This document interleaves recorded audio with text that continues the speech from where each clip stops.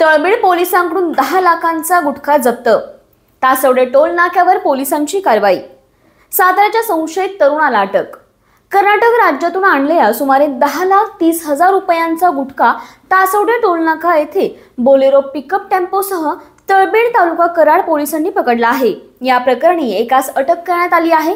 याबाबत पोलिसांनी दिलेल्या माहितीनुसार शनिवारी 21 रोजी रात्री 11:30 वाजण्याच्या सुमारास कर्नाटकमधील निपाणी येथून एक पांढऱ्या रंगाचा बोलेरो पिकअप टेम्पो गुटखा वाहतूक करणार असल्याची माहिती ही तळबीड पोलीस ठाण्याचे प्रभारी अधिकारी किरण भोसले यांना मिळाली होती।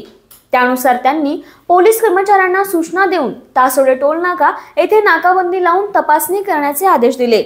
रात्री 11:30 वाजण्याच्या सुमारास बोलेरो पिकअप हौदा टेम्पो आल्यावर तो थांबवून चौकशी केली।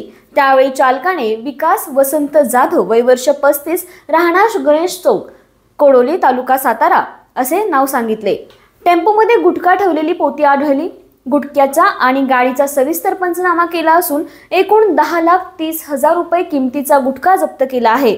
तसेच टेम्पो आणि प्लास्टिकच्या क्रेट सहित एकूण 15,41,030 रुपयांचा मुद्देमाल जप्त करण्यात आलेला आहे।